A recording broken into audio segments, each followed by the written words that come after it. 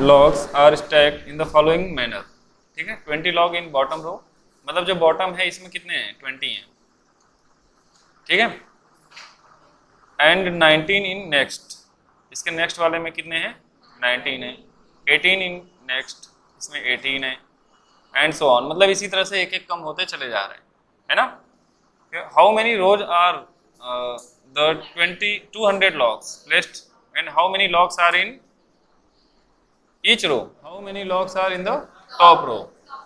ठीक है, top row का मतलब देखो, सबसे पहले सबसे बॉटम से हम लोग लिखना स्टार्ट करेंगे।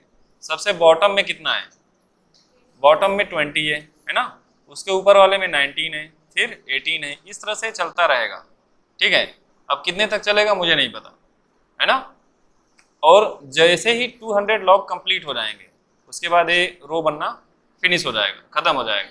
ठीक है, तो ये जो टोटल सम दिया गया है 200 लॉग्स का, क्या दिया गया है, सम दिया गया है, मतलब ये एसएन की वैल्यू दी गई है।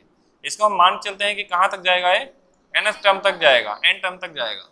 ठीक है, तो एन की वैल्यू हमें बतानी रहेगी। तो ए की वैल्यू कितनी है, 20, डी की वैल्यू कितनी है, 19 माइनस 20 यानी -1। ठीक है, क्योंकि देखो इसमें से इसको माइनस करते हैं तो -1 आएगा, इसमें से इसको माइनस करोगे -1 आएगा, इसका ध्यान रखेंगे। उसके बाद यहाँ पे देखो एस एन हमें दिया गया है, तो एस एन का फॉर्मूला लगा देते हैं, n/2 2a plus n-1 into D. S N की वैल्यू हो गई 200, n हमें निकालना है, 2a की वैल्यू हो गई 20 प्लस n-1, डी हो गया आपका -1। जब इसको सॉल्व करेंगे तो ध्यान से समझो, 2 से इधर मल्टीप्लाई करोगे 400 हो जाएगा, ये हो गया n40 प्लस, देखो माइनस माइनस प्लस 1 हो जाएगा और ये हो जाएगा -n। ठीक है, तो जब इसको सॉल्व किया तो कितना आ गया, 400 इक्वल टू 40n, 41 हो जाएगा ना, 41n और -n² हो जाएगा। इस पूरे टर्म को इस तरफ लेकर के आए, n² प्लस में हो जाएगा, माइनस का 41 हो जाएगा प्लस 400 इक्वल टू कितना, 0। अब इसको क्या करना पड़ेगा, फैक्टर करना पड़ेगा। फैक्टर से करते हैं इसको सॉल्व, 400 का करेंगे 41 आए,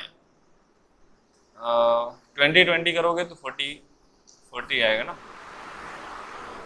400 का ऐसा करो कि 41 आए। मैं तुम्हारी थोड़ी सी हेल्प करता हूँ, 2 से डिवाइड करेंगे 200 मिलेगा, फिर 2 से डिवाइड करेंगे 100 मिलेगा, फिर 2 से डिवाइड करेंगे 50 मिलेगा, फिर 2 से डिवाइड करेंगे 25 मिलेगा। तो देखो 2 2 जा 4, 2 जा 8, 2 जा 16 और 25 41। समझ गए कि नहीं, तो बिल्कुल बन रहा है n² minus 16n minus 25n plus 400 equal to 0। n common हो गया, n-16 माइनस 25 कॉमन हो जाएगा, तो n-16 इक्वल टू 0। तो एक आ जाएगा n-16, n-25 इक्वल टू 0, तो n इक्वल टू आ जाएगा 16 और n इक्वल टू कितना आ जाएगा, 25, मतलब 2 n की वैल्यू आ रही है। अब इसमें से कौन सा सही है ये भी हमें क्लियर करना पड़ेगा। ठीक है, तो लास्ट टर्म हम लोग निकालेंगे पहले। तो देखो n अगर हम लोग 16 ले लेते हैं, n कितना 16, तो जो लास्ट टर्म होगा l a plus n-1 into D होता है कि नहीं। तो a की वैल्यू हो गई 20, n हो गया हमारा 16 -1, d की वैल्यू कितनी हो गई -1। तो ये देखो कितना आ गया 20, ये 15 यानी -15 यानी कितना आ गया 5। लास्ट टर्म हमारा कितना आएगा 5 आएगा। ठीक है, यानी सबसे लास्ट रो में कितने क्या है लॉग्स रहेंगे, 5 लॉग्स रहेंगे, ये हमारा आंसर हो गया। सपोज करो अगर हम 25 ले लेते हैं, ठीक है, तो यहाँ पे कितना आता, एक जगह पे 20 लेते हैं, यहाँ पे 25 -1 24 आता, और इधर होता -1 तो -24 हो जाता, तो माइनस में चला जाता, तो माइनस में लॉग कैसे हो सकते हैं। ठीक है, तो 25 हमारा क्या रहेगा, नॉट वैलिड नहीं है। ठीक है, तो n की वैल्यू हमारी कितनी है, कितने रो बनेंगे, 16 रो बनेंगे, और लास्ट वाले में कितने लॉग होंगे, 5 लॉग होंगे। समझ में आ गया, सब लोग ध्यान से समझो, अच्छा क्वेश्चन है। In a potato race, a bucket is placed at starting point, शुरुआत पॉइंट पे बकेट प्लेस किया गया है, which is 5 metre from first potato. यानी देखो यहाँ से ए हमारा क्या है, स्टार्टिंग पॉइंट है ना, ये स्टार्टिंग पॉइंट है, यहाँ से 5 मीटर के डिस्टेंस पे फर्स्ट पोटैटो रखा गया है यहाँ पे। ठीक है। फिर क्या हुआ है, other potatoes are placed 3 metre apart a straight line, मतलब क्या हुआ कि बाकी सब 3 मीटर पे रखा गया है। तो यहाँ से देखो ये 5 पे हुआ, यहाँ से यहाँ तक ये 5 हो गया, फिर बाकी जितने ये 3 मीटर पे रखा गया, फिर 3 मीटर, फिर 3 मीटर, इस तरह से रखे चले गए in a line. There are 10 potatoes in a line, 10 potatoes हैं, देखो 1 2 3 4 5 6 7 8 9 10, पूरे 10 दिखाया है, ठीक है, एक लाइन में रखे गए। अब हो क्या रहा है, ध्यान से समझते हैं। A competitor start from the bucket, bucket से कंपटीटर स्टार्ट करता है, pick up the nearest potato, यानी यहाँ से स्टार्ट करेगा और सबसे पहले वाले पोटैटो को पिक करेगा, रन बैक विथ इट, इसके साथ वापस फिर आएगा, ठीक है, drop into the bucket, bucket के अंदर फिर इसको ड्रॉप कर देगा, run back to pick up the next potato, फिर यहाँ से दोबारा आएगा और अगले वाले पोटैटो को उठाएगा, फिर क्या करेगा, run to the bucket to drop in it, फिर से दोबारा इसको जाएगा, इसमें वापस डालेगा, and the continue in the same way, और ये लगातार ऐसा करता रहेगा, इसको उठाएगा फिर इसमें ले जाके डालेगा, फिर इसको उठाएगा, पागल हो जाएगा ठीक है, मतलब ऐसा करेगा वो। खत्म हो गया, समझ में आ रहा है, ध्यान दो। She continues in the same way until all potatoes are in the bucket, मतलब जब तक सारे पोटैटो बकेट में नहीं आ जाते ये काम करना है, ठीक है। What is the total distance the competitor has to run, मतलब टोटल डिस्टेंस कितना कवर करेगा कंपटीटर, ये हमें ध्यान देना है। तो सबसे पहला जो फर्स्ट टर्म हमें यहाँ पे डिसाइड करना पड़ेगा कि वो क्या रहा है। फर्स्ट टर्म में देखो ये सबसे पहले कितना आएगा, 5 मीटर आएगा, फिर इसको वापस करने जाएगा, टोटल कितना हो गया 10 हुआ, इतना समझ में आया कि नहीं। फिर क्या करेगा, फिर यहाँ से स्टार्ट करेगा और यहाँ तक पहुँचेगा, तो 5 + 3 यानी 8 मीटर आएगा, 8 फिर वापस जाएगा 16 मीटर, समझ गए। फिर नेक्स्ट वाले में फिर यहाँ 0 से स्टार्ट करेगा, फिर 3 प्लस कर लो, 5 + 3 + 3 कितना हुआ 11 आया, फिर 11 गया, तो टोटल कितना हो गया 22। तो देखो क्या डिफरेंस इसमें सेम आ रहा है, 6 का डिफरेंस देखो यहाँ पे है, इसमें कितने का है 6 का है, तो आगे वाला भी 6 का ही होगा। तो इस तरह से मतलब ये हमें पता चल गया कि डिफरेंस हमारा कितना है 6 है, फर्स्ट टर्म कितना है 10 है, और कितने पोटैटो करना है 10, तो n की वैल्यू कितनी हो गई 10 हो गई, समझ गए। अब सारी वैल्यूज तुम्हारे सामने है, आंसर आराम से SN = 2 निकाल सकते हैं। तो SN = क्या होता है n/2 2a + n - 1 × d, n की वैल्यू कितनी है 10, 10/2, a की वैल्यू हो गई 10 + 10 - 1, और d कितना है 6, तो 10 में से 2 को डिवाइड करोगे कितना आ जाएगा 5 आ जाएगा, 10 को 2 में मल्टीप्लाई किया कितना हो गया 20, 10 - 1 9, 9 में 6 का मल्टीप्लाई 54, 54 में मल्टीप्लाई कर लो अब 74 का कर लो 70, 350 370, तो 370 मीटर, ये हमारा आंसर हो जाएगा। समझ में आया कि नहीं। Which term of AP is first negative term, है ना। AP दिया गया है 121 117 113 इज फर्स्ट नेगेटिव टर्म, ठीक है। अब देखो ये AP का क्वेश्चन है, इसमें बोला है कि फर्स्ट ऐसा टर्म बताइए जो नेगेटिव हो, तो कौन सा ऐसा टर्म होगा जो नेगेटिव होगा, ठीक है। तो जो नेगेटिव टर्म है उसको हम लोग क्या मान लें, लास्ट टर्म, वही नेगेटिव हो जाता है, और उसकी वैल्यू <0 होनी चाहिए, सही बात है कि नहीं। जैसे मान लो यहाँ पे मान लिया कि हमने लेट nth टर्म को क्या बोलते हैं an is first negative term, first negative term, मतलब an को मैंने क्या किया फर्स्ट नेगेटिव टर्म मान लिया, तो an की वैल्यू क्या होगी <0 होगी, क्योंकि नेगेटिव है वो, है ना, तो उसकी वैल्यू 0 से कम होगी, 0 से कम मतलब नेगेटिव। तो an का फार्मूला क्या होता है a + n - 1 × d, सही है। अब देखो फर्स्ट टर्म यहाँ पे कितना है 121 है, और d कितना है 117 - 121 कितना आया -4, a की वैल्यू रख लो 121 + n - 1, ये हो गया -4 <0। इसको सॉल्व कर लेते हैं, 121 प्लस चलो +4 कर लेते हैं और -4n कर लेते हैं, ठीक है। ऐड करोगे तो कितना हो जाएगा 125 - 4n <0, तो -4n = कितना हो जाएगा 125 माइनस का हो जाएगा, इस तरफ आएगा तो, ठीक है। अब क्या करना पड़ेगा, देखो ये इनइक्वलिटीज है, मैं क्लास 10th में है, पता नहीं मुझे याद नहीं, 11th में मैं पढ़ाऊंगा अगर 10th में नहीं होगा तो, ठीक है। इनइक्वलिटीज में कभी भी माइनस को माइनस से कट नहीं करते हैं। इनइक्वलिटीज का मतलब होता है less than, greater than, less than or equal to, greater than or equal to, है less than, greater than, less than or equal to, greater than or equal to, ठीक है। इनइक्वलिटीज एक चैप्टर है पूरा, तो वहां पे ये मतलब माइनस से माइनस को कट नहीं किया जाता है, ठीक है। माइनस से माइनस को कट नहीं करते हैं, माइनस से मल्टीप्लाई करेंगे ताकि ये प्लस बन जाए, और जब माइनस से मल्टीप्लाई करते हैं तो इनइक्वालिटी चेंज हो जाती है, एक रूल होता है, ठीक है। तो ऑन मल्टीप्लाइंग बाई -1, इसीलिए सभी लोग इसको छुड़वा देते हैं, ऑप्शनल वाले को कहते हैं हटाओ नहीं करवाएंगे, है कि नहीं। तो माइनस इसको मल्टीप्लाई करेंगे, देखो 4n हो जाएगा प्लस में, इनइक्वालिटी हमारी चेंज हो जाएगी, ये ग्रेटर हो जाएगी, ठीक है। और ये भी क्या हो जाएगा, 125 प्लस का हो जाएगा, तो यहाँ से आ गया n ग्रेटर देन 125 अपॉन में 4 आ जाएगा। अब 4 से जब इसको डिवाइड करोगे तो कितना आएगा, 4 3 जा 12, 4 1 जा 4, है ना, एंड 1/4, तो आंसर हमारा कितना आएगा 31 टर्म, भाई 1/4 से कोई मतलब नहीं है, ठीक है। 31 टर्म से थोड़ा सा ज्यादा, ग्रेटर बोला है, तो देखो आंसर क्या दिया है, 31वां दिया है, 32वां दिया है, 32 दिया है ना समझ गया था, भावनाओं को देखो मैं कितना तेजी समझता हूँ। 31 1/4 दिया है, और ये साइन जो लगा हुआ है क्या है, ग्रेटर देन दिया हुआ है, तो ग्रेटर का मतलब 31 से ज्यादा की बात हो रही है, ठीक है। तो यानी n इक्वल टू क्या लेके चलोगे 32, ठीक है। मान लो तुम्हें भरोसा है कि भरोसा नहीं है कि प्लस आएगा कि माइनस आएगा, तो तुम चेक कर सकते हो कैसे, है ना। एग्जाम जब होता है, एक कंपटीशन होता है, तो हम इतना थोड़ी सॉल्व करते हैं, डायरेक्ट आंसर बता देते हैं, ठीक है। कैसे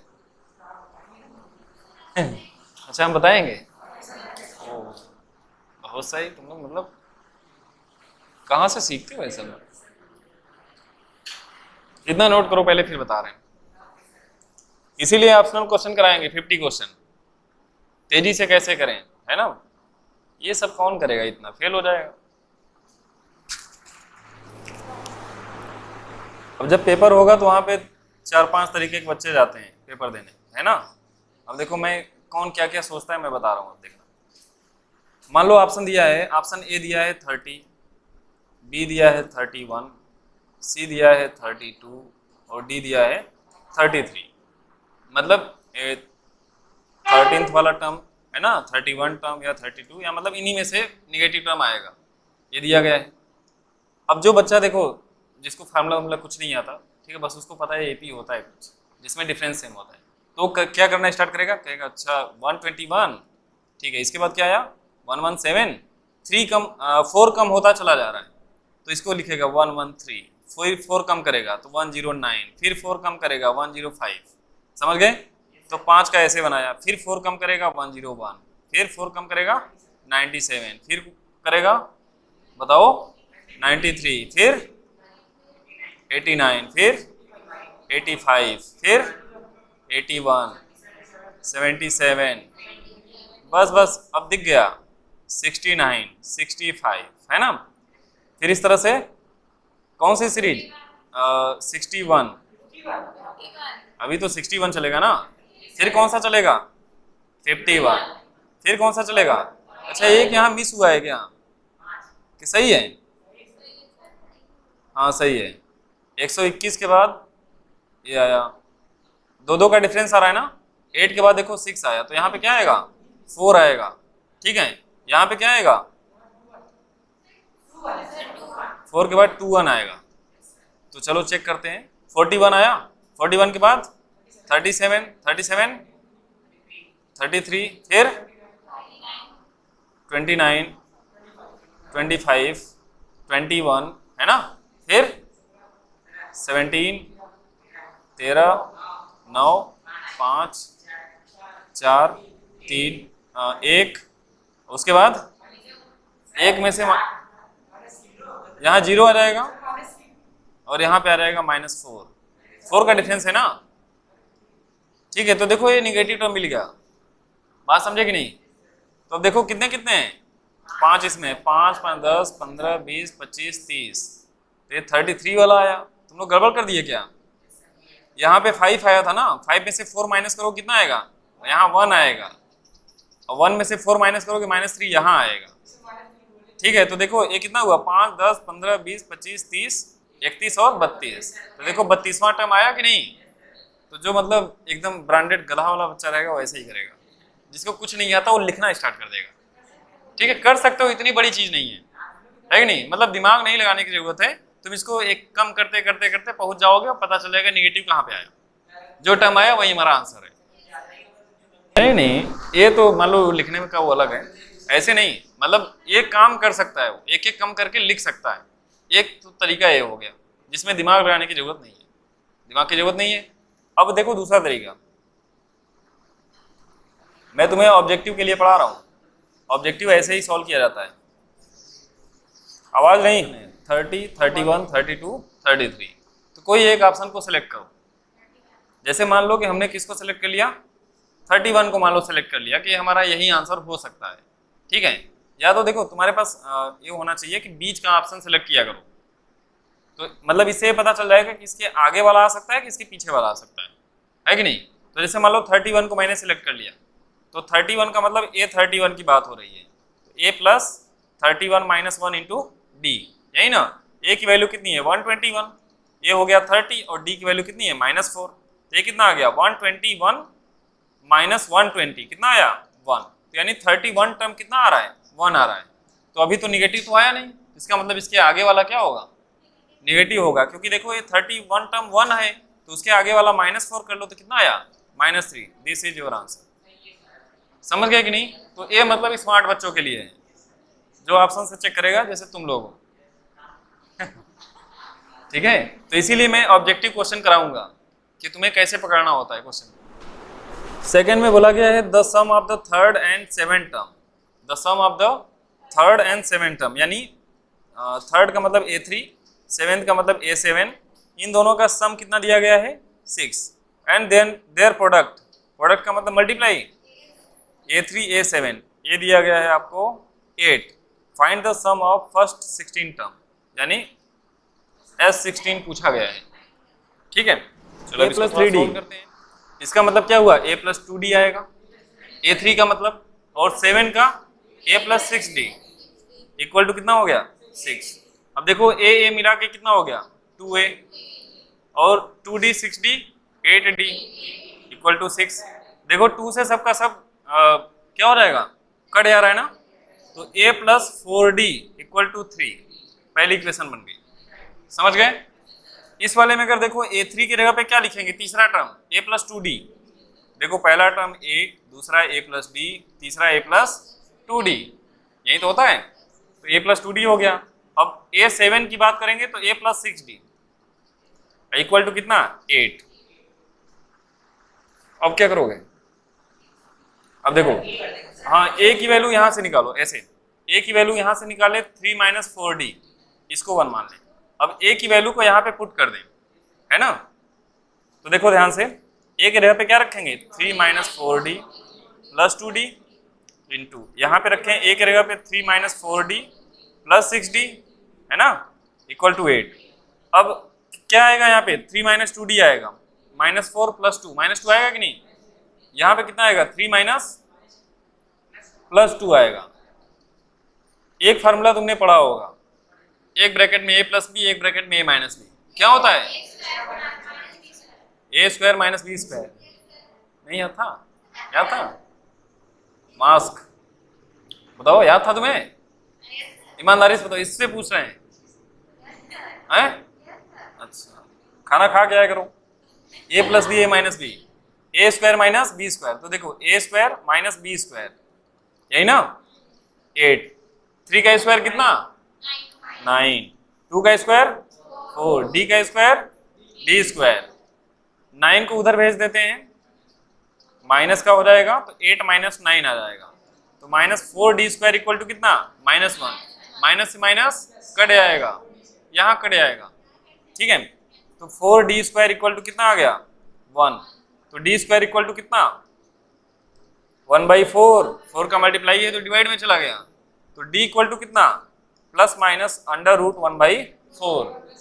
तो हाँ ये हो गया 1 और कितना हो गया 2, तो d की वैल्यू कितनी आ गई, प्लस माइनस 1/2।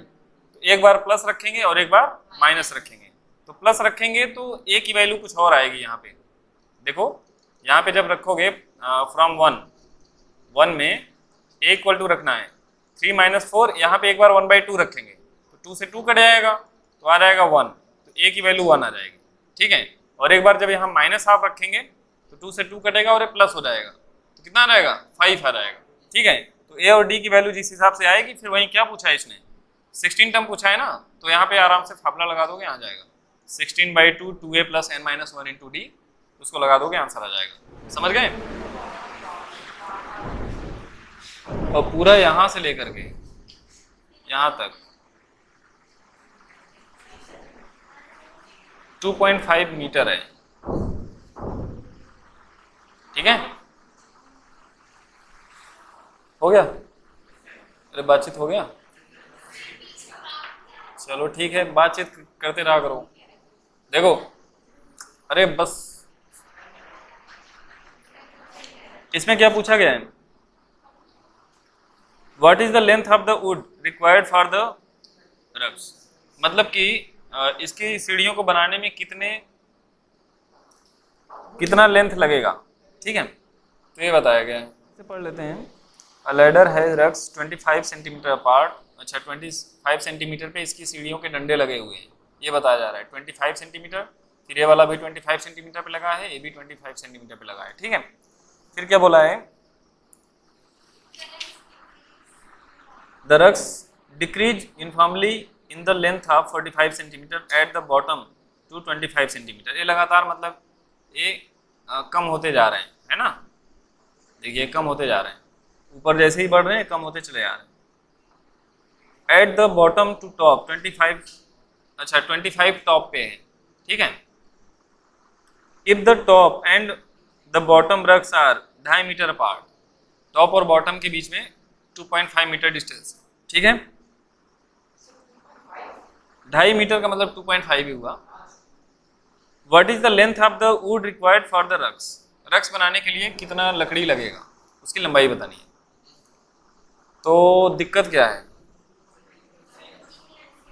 फर्स्ट टर्म कितना 45 से स्टार्ट करना है, देखो ये फर्स्ट टर्म है ना, लास्ट में कितना 25, ठीक है।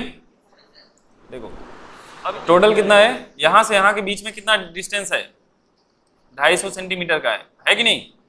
इसके बाद में देखो ये पहला वाला है, ठीक है, इसके बाद जो टर्म आएगा दूसरा है ना, इसके बीच में 25 का डिस्टेंस, ठीक है। A2 अब जो भी आए, फिर A3 आएगा तो यहाँ भी कितना 25 का, A4 आएगा तो यहाँ भी कितना 25, A5 आएगा तो 25, फिर A6 यहाँ भी 25, कितना हुआ 3 4, यानी 100A हो गया, 125। A7 पे भी 25, A8 पे भी 25, हाँ 175 ना, A9 पे आ गया 25, 200 हो गया, फिर A10 पे आ गया 25, 225, A11 पे आ गया कितना 250। तो टोटल कितने टर्म होंगे, 11 टर्म होंगे, बात समझे कि नहीं। तो n की वैल्यू यहाँ पे कितनी आएगी 11 आएगी, तो फार्मूला आप लगा देंगे Sn = n/2 a + l। तो n के जगह पे हो गया कितना 11/2, a की वैल्यू थी 45, l था हमारा 25, ऐड किया तो कितना हो गया 70, 70 को 2 से डिवाइड किया तो कितना हो गया 35, सही है ना, मल्टीप्लाई कर लो तो आ जाएगा 385 सेंटीमीटर। समझ में आया कि नहीं। अब बताओ किसी को कोई दिक्कत, अब तो पूरा डिटेल वर्जन बता दिया। देखो हुआ क्या था, जो पहला टर्म है इसको छोड़ दो, इसके बाद से डिस्टेंस लगना स्टार्ट हुआ है कि नहीं, क्योंकि देखो 25 के बाद दूसरा आ रहा है ना, तो दूसरा टर्म आ रहा है बट एक ही बार 25 काउंट हुआ ना, तो ऐसे 10 बार काउंट होंगे 250 के लिए, क्योंकि टोटल डिस्टेंस कितना है 250 सेंटीमीटर है, तो 10 ए हो गए और इसको तुमने पहले ही छोड़ रखा था, टोटल 11 टर्म हो जाएंगे। तो n की वैल्यू 11 हो जाएगी, तो 11/2 first term plus last term, चलो ये देखो, ये डायग्राम मेरे बस का है नहीं कि मैं इसको बना सकूं, क्योंकि इसकी सीढ़ियां कभी आधी इधर चली गई आधी उधर चली गई। ठीक है, तो ये थोड़ा सा गड़बड़ है। इस क्वेश्चन को हम लोग समझते हैं क्या है। A small terrace at a football ground comprise of 15 step। अच्छा, इसमें ये पता चल गया कि टोटल कितने स्टेप हैं, 15 है। Each of which is 50 metre long, मतलब जितने भी स्टेप हैं वो 50 मीटर लॉन्ग है, 50 मीटर लॉन्ग है। ठीक है, and built of solid concrete। ठीक है, each step has a range of 1/4 meter and a thread of 1/2 meter। अच्छा, मतलब ये हो गया कि जिसपे तुम्हारा पैर पड़ेगा 1/2 मीटर का है, और जितने ऊंचाई तक तुम्हारा पैर उठेगा 1/4 मीटर का है। अरे जैसे नहीं समझे, जैसे एक ग्राउंड हो गया, ठीक है, तो ग्राउंड पे पहले तुम इतना पैर अपना उठाओगे, फिर उसके बाद यहाँ पे तुम्हारा पैर पड़ने के लिए कुछ बना होगा, है ना, उठा के ही तो रखोगे इस पे। ठीक, तो ये है हमारा 1/, हाँ लिखा है ना, has a rise of 1/4 metre, तो 1/4 मीटर उठाएंगे, मतलब इसकी बात हो रही है। और जहां पे थ्रेड है 1/2 मीटर, ये 1/2 मीटर है। ठीक है, आगे बढ़ते हैं।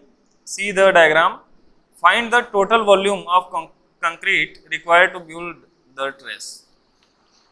अरे यार, टोटल वॉल्यूम निकालना है, इसको बनाने में कितना कंक्रीट लगा। ये फर्स्ट स्टेप की बात करें,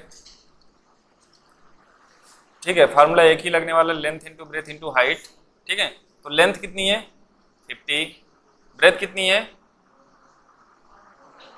1/2, है ना, और हाइट कितनी थी, हाइट कितना उठ रहा था 1/4 था,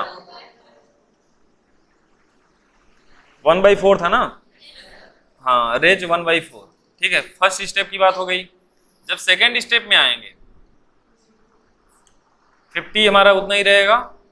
ठीक है, लेंथ हमारी, ब्रेथ हमारी उतनी ही रहेगी, हाइट जो है चेंज हो जाएगी, 1/4 पहली वाली थी, 1/4 उससे अगली वाली भी, टोटल ऐड हो जाएगी तो कितनी हो जाएगी 2/4 हो जाएगा कि नहीं, क्योंकि नीचे से कंक्रीट लगाओगे ना, ऊपर थोड़ी टंग जाएगा वो।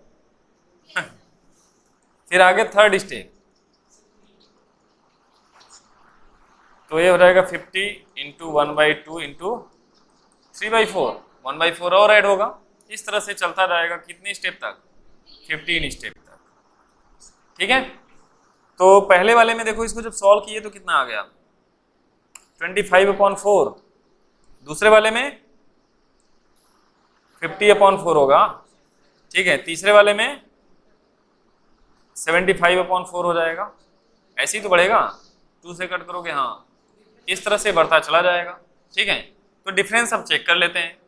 तो फर्स्ट टर्म हमारा कितना हो गया 25/4, कॉमन डिफरेंस कितना हो गया 50/4 माइनस 25/4, कितना रहेगा 25/4, ये हमारा डिफरेंस हो गया। ठीक है, और n की वैल्यू कितनी है 15 है। ठीक है, तो Sn इक्वल टू कितना n/2, 2a plus n-1 into d। n की वैल्यू हो गई 15/2, 2a की वैल्यू कितनी है 25/4 प्लस n-1 यानी 14, n-1 करेंगे तो 15 - 1 14 हो जाएगा, और d की वैल्यू कितनी है 25/4, यही है ना। 25/4 को कॉमन कर लेते हैं, देखो यहाँ रहेगा 15/2, 25/4 कॉमन हो गया दोनों में से, तो यहाँ पे क्या बच गया 2 और यहाँ पे क्या बच गया 14। इतना समझ में आया कि नहीं। तो देखो 15/2 इंटू 25/4 ऐड कर दिया तो कितना हो गया 16, 4 2 जा 8 और 8 2 जा 16, तो ये हो गया 15। 25 का मल्टीप्लाई करोगे 50 और 15 × 5 = 75, 750 मीटर क्यूब आंसर।